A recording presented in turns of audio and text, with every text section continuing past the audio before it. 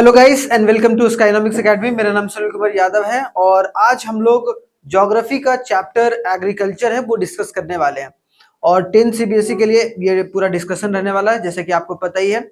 और आज एग्रीकल्चर का पहला चैप्टर डिस्कस करेंगे बहुत ही शानदार तरीके से, जिसमें हम बहुत ही इंपॉर्टेंट कॉन्सेप्ट के बारे में डिस्कस करेंगे और ये हमारा पार्ट नंबर फर्स्ट रहने वाला है। ठीक है, जैसे कि आप जानते हैं कि फार्मर जो है वो बहुत क्लोजली रिलेटेड रहते हैं किससे, एग्रीकल्चर एक्टिविटी से। और एग्रीकल्चर कितना बड़ा रोल जो है वो प्ले कर सकता है कभी भी कोई भी कंट्री के डेवलपमेंट के लिए।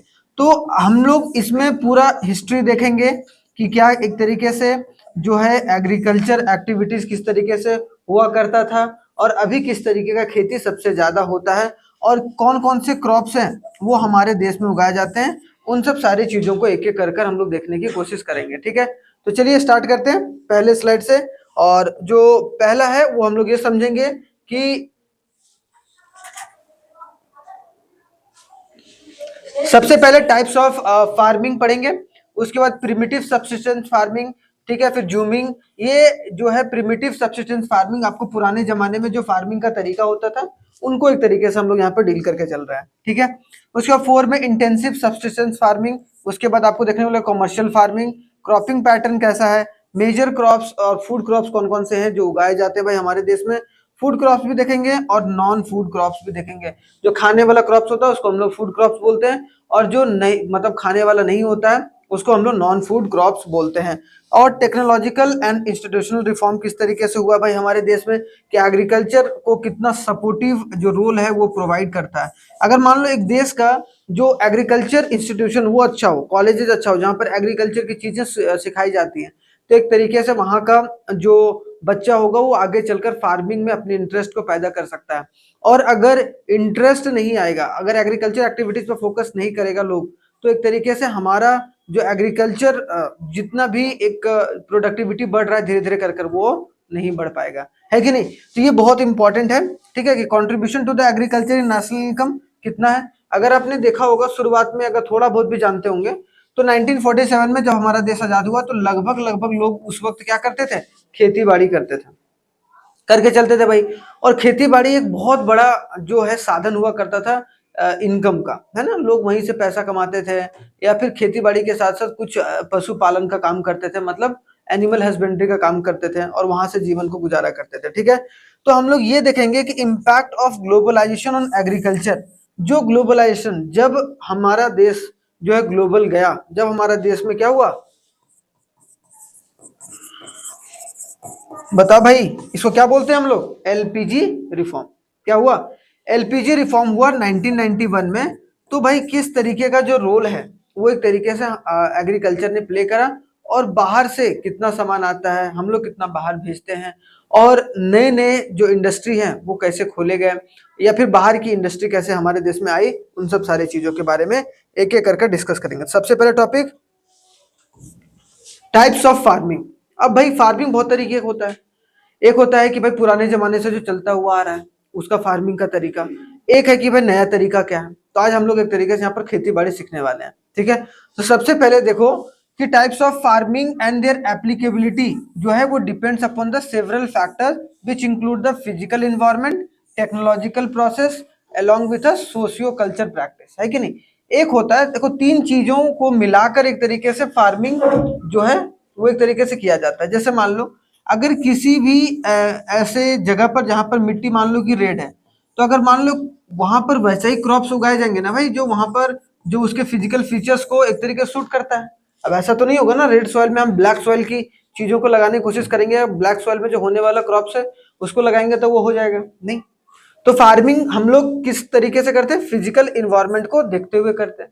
साथ ही साथ हम लोग टेक्नोलॉजी का भी इस्तेमाल करते हैं। क्या करते हैं भाई, टेक्नोलॉजी, जैसे कि ट्रैक्टर वगैरह आप है इस्तेमाल कर सकते हैं, और बहुत सारे अलग अलग तरीके से टेक्नोलॉजी का इस्तेमाल कर सकते हैं ताकि आप अपने एग्रीकल्चर की प्रोडक्टिविटी को बढ़ा पाए। ठीक है, तो ये चीजें, और साथ ही साथ कि वहां का जो सोशल और कल्चरल प्रैक्टिस है वो किस तरीके का है। क्या वहां के लोग जो है ज्यादा मशीन्स यूज करना पसंद करते हैं, या क्या वहां के लोग जो है अभी बैल बैल वगैरह या जो भी जानवर होते हैं जिससे एक तरीके से जो फार्मिंग एक्टिविटी करके वो अपनी प्रोडक्शन को करते हैं, क्या वो करना पसंद करते हैं। आज भी देखो बैल से खेत को जोता जाता है कि नहीं, और वहां से प्रोडक्शन को किया जाता है। तो वो तरीका उसके सोशियो कल्चर पर डिपेंड है। अगर मान लो कि कोई ऐसा जगह है जहां पर जो ट्राइबल पीपल हैं, ट्राइबल पीपल खेती बाड़ी कैसे करते होंगे, वो टेक्नोलॉजी का इस्तेमाल तो कर नहीं पाते होंगे वहां पर, क्योंकि उनको जानकारी नहीं है। तो वहां की सोशियो कल्चर अलग है भाई, जिसकी वजह से वहां पर चीजें भी अलग होती हैं। अब आपको याद क्या रखना है कि 3 तरीके की जो फार्मिंग होती है, खेती कितने तरीके के, फार्मिंग कितने तरीके के, 3 तरीके के। एक तो प्रिमिटिव सब्सिस्टेंस फार्मिंग, दूसरा है इंटेंसिव सब्सिस्टेंस फार्मिंग, और जो तीसरा है उसमें कॉमर्शियल फार्मिंग। अब ये तीनों फार्मिंग आपस में बहुत इंपॉर्टेंट है। अगर शुरुआती दौर पर देखा जाए, या फिर मान लो जहां पर टेक्नोलॉजी का बिल्कुल इस्तेमाल नहीं होता है, वो आपका प्रिमिटिव पुराने तरीके का जो एक तरीके से खेती होता था। पहले क्या था, पहले हल नहीं था हमारे पास, है ना, पहले हमारे पास वो जो बोलते हैं ना जिसे खुदाई करते हैं खेत की, वो भी नहीं थी हमारे पास। तो हम लोग पहले क्या करते थे, जो चीजें जो थी हमारे पास, जो भी साधन हुआ करता था उसी का इस्तेमाल करके वहां पर पहले पराली है वो जला दिए, जलाने के बाद वही फर्टिलाइजर का काम करता था और वहीं पर खेती बाड़ी करके चलते थे। पहले तो फर्टिलाइजर हुआ नहीं करता था। तो प्रिमिटिव फार्मिंग सबसे पुराना जो फार्मिंग का तरीका है। उसके बाद धीरे धीरे जैसे जैसे टेक्नोलॉजी बढ़ते चला गया, वैसे वैसे इंटेंसिव जो है सब्सिस्टेंस फार्मिंग निकल के आया। और अभी सबसे ज्यादा जो प्रचलित है, सबसे ज्यादा जो अभी किया जाता है, कमर्शियल फार्मिंग किया जाता है। ठीक है, इसको हम लोग एक एक करके डिस्कस करेंगे, जो कि बहुत इंपॉर्टेंट है। अब देखो एक एक करके, सबसे पहले हम लोग प्रिमिटिव सब्सिस्टेंस फार्मिंग देखेंगे।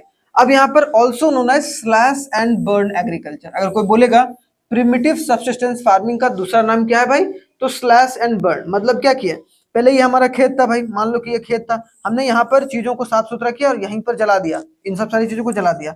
अब जलाने की वजह से यहाँ पर एक अलग तरीके का फर्टिलाइजर, जो राख होता है वो भी फर्टिलाइजर का काम करता है। आज भी अगर गांव में जाओगे तो लोग जो, अगर मान लो कि चूल्हे पर बना रहे हैं जिसमें गोईठा वगैरह होता है, जो गाय का गोबर होता है उससे गोईठा बनता है, हाँ, वो उसका इस्तेमाल करके उसको गोईठा बोलते हैं। आप लोग जानते होंगे ना, काऊ डंग का जो बिस्किट इधर बोलते हैं, इधर ऑनलाइन भी बहुत फेमस है, वही मिलता है। तो उसका मान लो राख, या फिर लकड़ी जलाएं चूल्हे में, तो उसका राख, तो उसका राख कहाँ पर फेंका जाता था, खेतों में, ताकि उससे खेतों की जो सॉइल है उसकी फर्टिलिटी बढ़ पाए। तो लोग पहले उसी तरीके से खेती करते थे, आज भी गांव में थोड़ा बहुत वो देखने को मिलता है। उसके बाद जो है वो थोड़ा बहुत टेक्निक का इस्तेमाल करके, क्या टेक्निक का इस्तेमाल करके, मतलब कि also known as slash and burn and primitive subsistence farming is widely practised in a small patches with the help of primitive tool. पुराने जो टूल है उनका इस्तेमाल करके, जैसे हो गया डाव या फिर हो, या फिर जो डिगिंग स्टिक्स, जो खुदाई करने वाली स्टिक होती है, उससे वो खेत की खुदाई करते हैं। और जहां पर जमीन छोटी होती है ना, जहां पर जो प्रॉपर टेक्नोलॉजी ना पहुंचाओ, एक तो ये, दूसरी बात कि वहां पर ट्रैक्टर वगैरह ना जा पाए, जो एक छोटा खेत है, मतलब छोटे खेत में कहाँ ट्रैक्टर जाएगा भाई, क्योंकि ट्रैक्टर का साइज ही इतना बड़ा है। अब मान लो कि वो ट्रैक्टर इतना रूम, मतलब ये ट्रैक्टर नहीं, मतलब ये खेत इतना रूम के बराबर है, मान लो एक छोटा सा, ज्यादा बड़ा है नहीं। तो यहाँ पर हाँ, मतलब किचन टाइप में या थोड़ा बहुत हॉल टाइप में, तो वहां पर जो है वो जो मशीनरी है या फिर बोला जाए जो ट्रैक्टर है वो नहीं पहुंच पाता, जिसकी वजह से वो पुराना मेथड ही इस्तेमाल करना पड़ता है। तो उसमें जो है डो या फिर हो या फिर जो डिगिंग स्टिक है, हल का इस्तेमाल किया जाता है और उससे खुदाई वगैरह किया जाता है। ठीक है, तो ये बात याद रखना है, जो कि इंपॉर्टेंट है, स्मॉल पैचेस में ही किया जाता है। This type of farming is heavily dependent upon on the nature. Simple सी बात है, इसका सारा डिपेंडेंसी जो नेचर, ना तो यहाँ बोरवेल होता है, ना तो मॉडर्न टेक्नोलॉजी का इस्तेमाल हो रहा है, ना ही फर्टिलाइजर का इस्तेमाल हो रहा है। मतलब क्या है कि as the production and output are determined by the monsoon, कि यहाँ पर अगर बारिश नहीं हुआ, जैसे कि हमने देखा था भाई लेटर टू द गॉड में, है ना, लेटर टू गॉड में, है ना, उसमें देखा था कि वो पूरे तरीके से उसका खेती बाड़ी किस पर डिपेंडेंट था, मानसून के ऊपर था।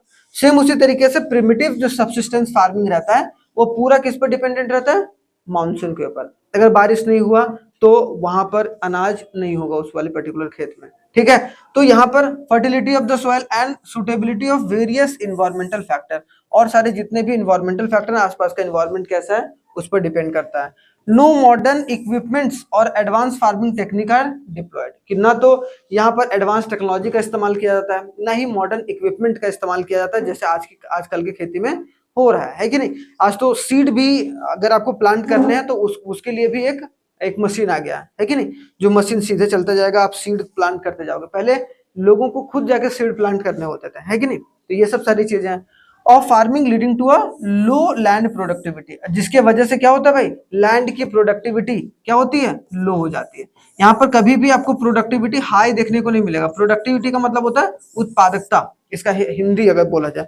लेकिन what do mean by actual productivity, जैसे मान लो कि एक खेत में पहले 50 किलो गेहूं हो रहा था, तो भाई अब जैसे जैसे धीरे धीरे बढ़ेगा तो इसकी उत्पादकता या इसकी प्रोडक्टिविटी बढ़नी चाहिए ना। अब 50 से 60 किलो होनी चाहिए, 60 से 70 किलो होनी चाहिए, तभी तो। ऐसा तो नहीं होगा ना कि आप बचपन में मान लो कि 2 घंटा 3 घंटा पढ़ते थे और अभी भी आप 3 ही घंटा पढ़ोगे तो काम चल जाएगा। जैसे सब बढ़ते वैसे वैसे आपके पढ़ने की टाइमिंग भी बढ़ती है। सेम उसी तरीके से जो फार्मिंग का लैंड होता है उसमें उसकी प्रोडक्टिविटी बढ़नी चाहिए, क्योंकि लोगों का पॉपुलेशन बढ़ रहा है भाई। तो अगर हम प्रोडक्शन नहीं बढ़ाएंगे तो एक तो होगा कि हमें जंगल को काट के खेत बनाना पड़ेगा। तो धीरे धीरे कर कर हम लोगों ने क्या क्या करना शुरू करा, प्रिमिटिव से इंटेंसिव की तरफ जाना शुरू करा। सबसे पहले क्या था, और अभी भी कुछ क्षेत्र में देखने को मिलेगा या कुछ एरिया में जहां पर प्रिमिटिव सब्सिस्टेंस फार्मिंग होता है, स्लैश एंड बर्न एग्रीकल्चर होता है, जहां पर स्लैश करके, स्लैश मतलब काटना, जो टुकड़ा, जैसे मान लो कि धान की खेती हुई, मतलब ये धान है एक मान लो, ठीक है, धान की खेती हुई, अब यहाँ तक कटा भाई, ये ऊपर ये फ्रूटफुल चीज था वो हमने निकाल लिया, अब इतना बच गया तो इसको हमने स्लैश काट काट के, इसको काट काट के छोटा छोटा किया और इसको बर्न कर दिया, जिसके वजह से वहां पर फर्टिलिटी लैंड पर आ गया, खाद देने की जरूरत नहीं पड़ी, हमें फर्टिलाइजर देने की जरूरत नहीं पड़ी। समझ में आया? प्रिमिटिव सब्सिस्टेंस फार्मिंग समझ में आया? बस 3 पॉइंट याद रखना है। पहला कि इसको हम लोग स्लैश एंड बर्न एग्रीकल्चर बोलते हैं।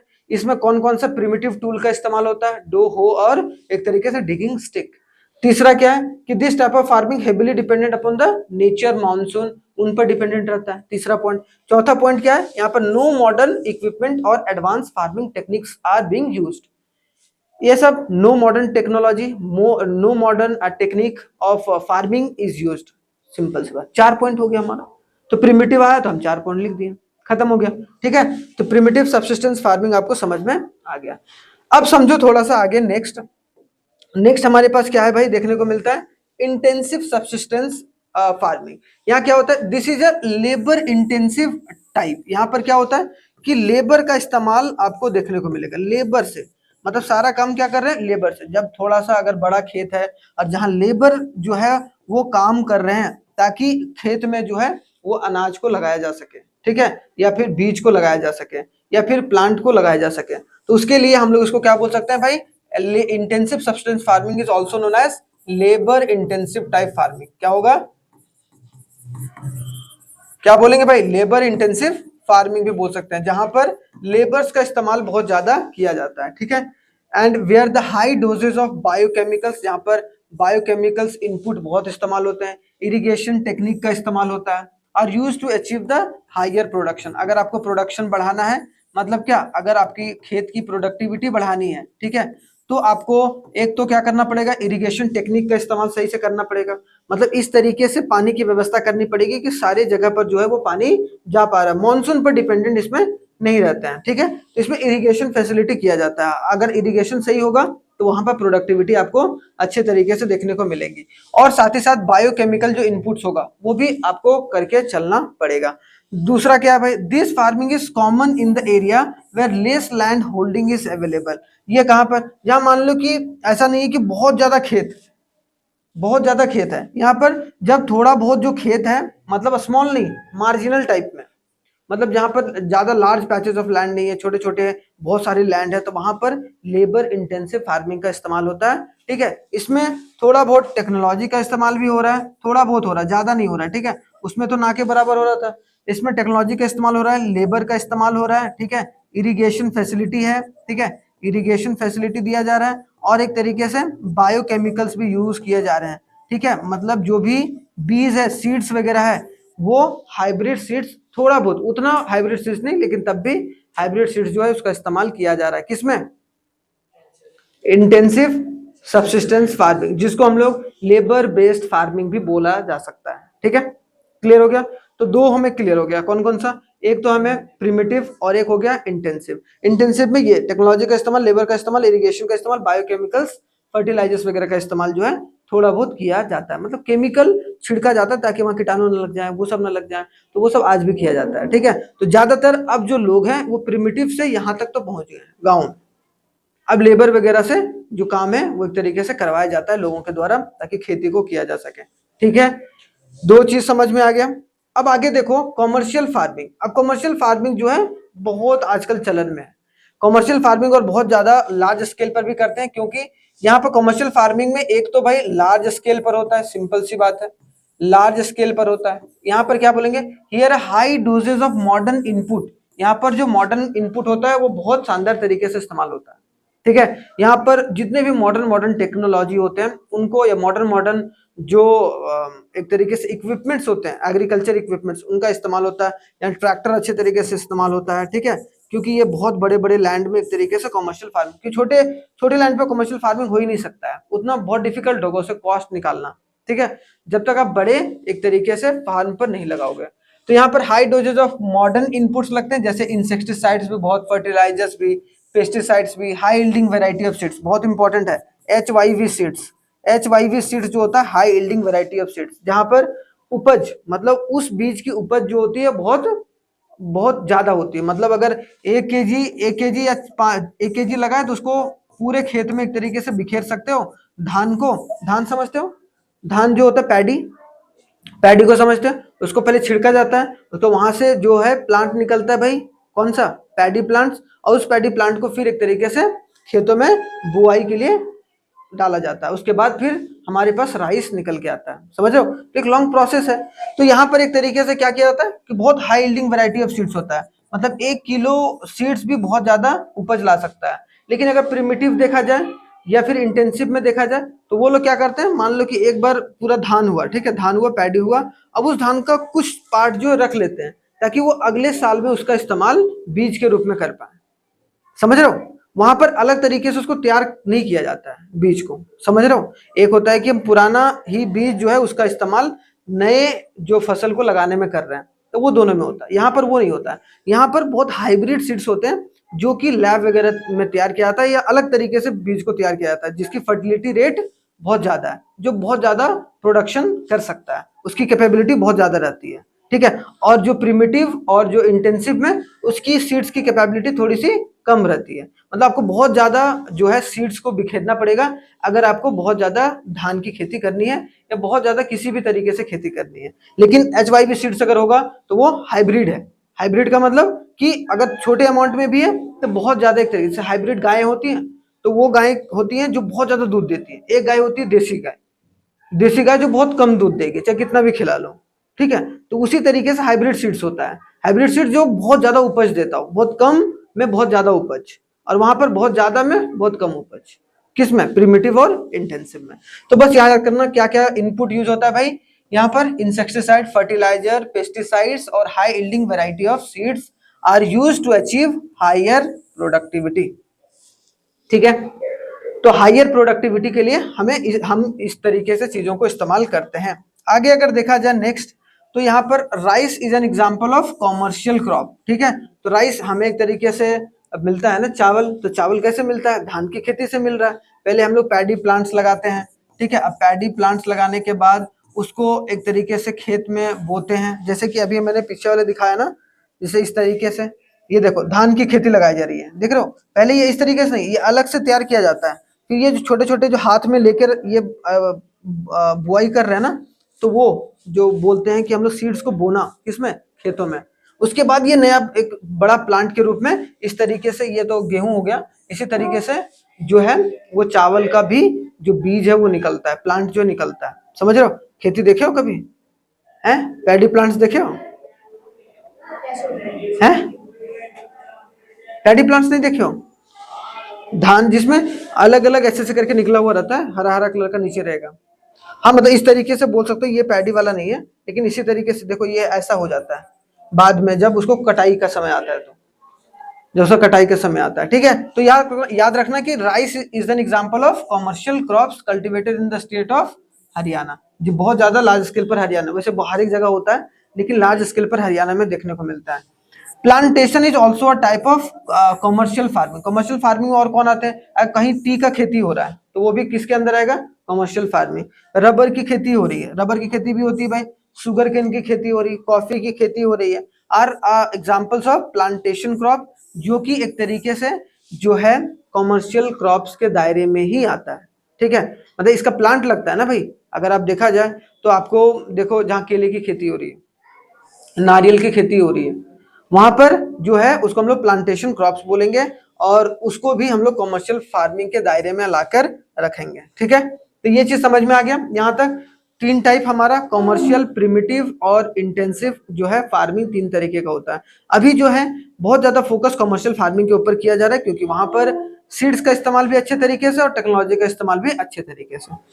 अब भाई हमारे देश में जो क्रॉपिंग पैटर्न है, ठीक है, वो जनरली कितने तरीके का, तीन तरीके का। पहला क्या होता है, राबी, दूसरा होता है खारिफ और तीसरा होता है जैद। ठीक है, तो आपको देखने को मिलेगा तीन अलग अलग सीजन में क्रॉपिंग सीजन होता है। एक राबी सीजन होता है, खारिफ सीजन होता है और जैद सीजन होता है।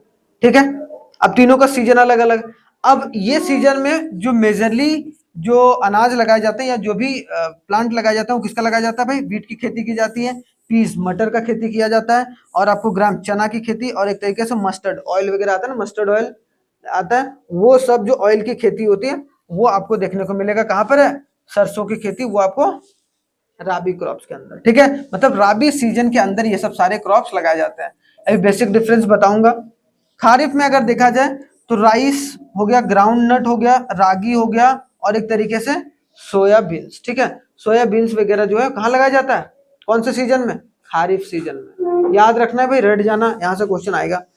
जैद में अगर आपको देखने को मिलेगा तो यहाँ पर कक्यूम्बर हो गया, वाटरमेलन हो गया, और बिटर करेला वगैरह जो होता है, जो भी आपको गर्मियों में ज्यादा देखने को मिलता है, वो सब सारा जो है जैद सीजन में आपको देखने को मिलेगा। बहुत लार्ज अमाउंट पर खेती होती है। ठीक है, तो ये तीन सीजन होते हैं क्रॉपिंग सीजन जो हमारे देश में होते हैं। अब कैसे कब कब शुरू होता है वो देखो, ये तीनों इंपॉर्टेंट है। ठीक है, सबसे पहले देखो राबी।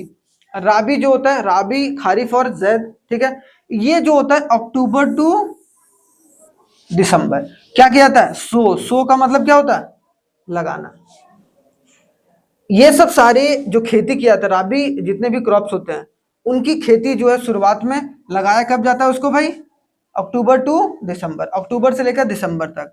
हार्वेस्ट कब किया जाएगा, हार्वेस्ट कब किया जाएगा उसको, कटाई कब होगी उसकी, कटाई अप्रैल टू जून में, मतलब समर में। विंटर में उसको लगाया जाएगा उस प्लांट को, जो भी राबी क्रॉप्स हैं, जैसे कि वीट है, वीट वगैरह जो गेहूं है। अभी अभी विंटर शुरू हुआ, अभी शुरू हुआ ना, अभी अक्टूबर से दिसंबर के बीच में जो होगा गेहूं की खेती होगी, मतलब गेहूं लोग लगाएंगे खेतों में, क्योंकि सुटेबल एक तरीके से ये, क्योंकि वीट को बहुत ज्यादा पानी की जरूरत नहीं होती है, तो वीट को बहुत कम पानी की जरूरत होती है, और वो कम पानी विंटर सीजन में आराम से मिल जाता है। कैसे भाई, एक तो आप इरिगेशन फैसिलिटी के थ्रू दे सकते हैं, दूसरा है रात भर जो नमी पड़ती है उसकी वजह से देखना सुबह सुबह जो होती है वो घासों के ऊपर जो है वो शीत गिरा हुआ रहता है। शीत हम लोग बोलते हैं ना, जो क्या बोलते हैं उसको हम लोग इंग्लिश में क्या बोलेंगे, अरे रात में देखते नहीं सुबह अगर छत पर चले तो छत भीगा रहता है थोड़ा सा, ओस, ओस जिसको बोलते हैं, तो ओस गिरी रहती है ना, तो ओस आधा काम करता है वीट वगैरह का। तो यहाँ देख रहे हो बार्ले हो गया, ग्राम हो गया, मतलब चना हो गया, पीस हो गया, मटर हो गया, मस्टर्ड, ये सब सारे लगाए जाते हैं अक्टूबर टू दिसंबर में विंटर सीजन में, और उसकी कटाई होती है अप्रैल टू जून में। बस ये जरूर याद रखना। राबी जो खारिफ क्रॉप है, अब देखो राबी के बाद खारिफ, खारिफ जो होता है वो कब लगाया जाता है भाई, beginning of the rainy season. जैसे कि आप देखो धान की खेती कब होती है, सावन में। तो धान की खेती देखो, पैडी का हो गया, ज्वार हो गया, बाजरा हो गया, मेज हो गया, भुट्टे का, टाइप्स ऑफ दाल जितने भी दाल है, मूंग दाल हो गया, उड़द हो गया, तूर हो गया, जूट हो गया, कॉटन हो गया, सोयाबीन हो गया, ग्राउंडनट हो गया, ये सब सारे जो मतलब क्रॉप्स हैं उनकी खेती कब शुरू की जाती है, लगाई कब जाती है खेतों में, अप्रैल से लेकर मई में, अप्रैल मई 2 महीने में लगाया जाता है। ठीक है, अप्रैल में, जून, जून तक भी चलता है। उसके बाद सितंबर से अक्टूबर, सितंबर अक्टूबर नवंबर, मतलब नवंबर तक या फिर हार्डली हार्डली दिसंबर तक इसकी कटाई हो जाती है। ठीक है, 1-2 महीने आगे पीछे हो सकता है सीजन, बारिश कभी कम हुआ कभी ज्यादा हुआ। जब बारिश यहाँ मान लो कि अप्रैल मई में नहीं हुआ तो जून में हुआ बारिश, तो जून में लग गया भाई ये। ठीक है, लेकिन जनरली इसका जो महीना रहता है वो लगाने का, ये सब सारे क्रॉप्स का, वो कब, अप्रैल टू मई में लगता है, और उसकी कटाई जो होती है सितंबर अक्टूबर, मतलब ठंडियों में शुरू हो जाता है इसकी कटाई। जैसे अभी धान की कटाई चल रही है, धान मतलब पैडी की कटाई चल रही है, राइस, जो राइस पहले उसको पैडी बोलते हैं, फिर बाद में वो उससे राइस निकलता है, समझ रहे हो। तो वो सब जो है सितंबर अक्टूबर, मतलब इसको गर्मियों में लगाया जा, रेनी सीजन की शुरुआत में लगाया जा रहा है और उसको ठंडियों में काटा जा रहा है। क्लियर। जैद जो होता है वो between the Rabi and Kharif, March to July. अब देखो यहाँ पर मार्च, यहाँ पर हो गया ना, एक तो हो गया मार्च, मार्च, ठीक है, उसके बाद आ गया अप्रैल, मई, जून और जुलाई। ठीक है, जुलाई, इन 4 महीने में एक तरीके से इन सब सारी चीजों का खेती होता है जो जायद क्रॉप्स है। ठीक है, जुलाई, मार्च टू जुलाई में, जैसे कि वाटरमेलन आपको देखने को मिलेगा। वाटरमेलन लगभग लगभग आपको गर्मियों में, है ना, फरवरी के बाद मार्च में, मार्च जैसे थोड़ा थोड़ा गर्मी शुरू होने लगेगा वैसे वैसे मार्केट में वाटरमेलन आ जाएगा। इसलिए बोला जाता है कि हमें मौसमी या फिर मौसम के अनुसार फल वगैरह खाने चाहिए, सब्जी वगैरह खाने चाहिए, तभी आपका एक तरीके से जो आपका इम्यून सिस्टम है और भी मजबूत हो पाएगा, है कि नहीं। तो यहाँ पर देखो वाटरमेलन हो गया, कक्यूम्बर हो गया, वैसे खीरा तो हर सालों मिलता है, लेकिन वो खीरा कहीं आता है ना कहीं दूसरे से, जहाँ पर एक तरीके से गर्मी का सीजन है वहां से एक तरीके से आ रहा है, जहाँ ह्यूमिडिटी है ज्यादा वहां से आ रहा है। ठीक है, वो सब सारी चीजें, मस्क मेलन आप देख रहे होंगे। ठीक है, उसके बाद आपको वेजिटेबल्स जितने भी होंगे, फूड, बहुत सारे वेजिटेबल्स आपको इस वाले सीजन में मिलेंगे। गर्मियों के सीजन में बहुत अलग अलग तरह वैरायटी ऑफ जो वेजिटेबल्स हैं, ग्रीन ग्रीन वेजिटेबल्स वो देखने को मिलेंगे, है कि नहीं। तो ये सब हमारा तीनों क्या था, डिफरेंस था किसके किसके बीच में, राबी, खारिफ और जायद। ठीक है, एक बार इसको देखिए, बहुत इंपॉर्टेंट है। ठीक है, कुछ अगर डाउट है तो पूछ सकते हैं। सर मस्क मेलन क्या होता है? खरबूजा, तरबूज है, खरबूजा जो नहीं होता है येलो कलर का, येलो कलर टाइप में, उसको खरबूजा बोलते हैं। हाँ सही बात बोले, लड्डू में डलते हैं, लड्डू खाने के लिए रेडी है लड़की। अब देखो हमारे देश में जो है, अगर जनरली देखा जाए तो ये सब क्रॉप्स के बारे में पढ़ना है। ठीक है, उसके बाद भी हम लोग कुछ और क्रॉप्स के बारे में पढ़ेंगे, लेकिन जनरली जैसे रबर के बारे में यहाँ पर नहीं लिखा हुआ, तो रबर वगैरह जो है उसके बारे में भी आपके सिलेबस में है।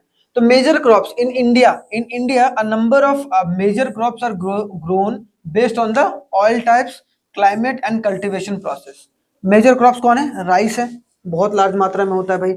और राइस और व्हीट तो ये दोनों जो है ग्रीन रेवोल्यूशन से ही, जब हमारे देश में ग्रीन रेवोल्यूशन लाया गया था जिससे एग्रीकल्चर की प्रोडक्टिविटी को बढ़ाने, उसी समय से हमारे देश में टेक्नोलॉजी इस्तेमाल होने लगा, ट्रैक्टर का इस्तेमाल होने लगा, HYV सीड्स का इस्तेमाल होने लगा। मतलब क्या है कि जो भी प्रॉपर टेक्नोलॉजी का इस्तेमाल किया जाने लगा वो आपको देखने को मिलेगा ग्रीन रेवोल्यूशन के बाद से ही एग्रीकल्चर में।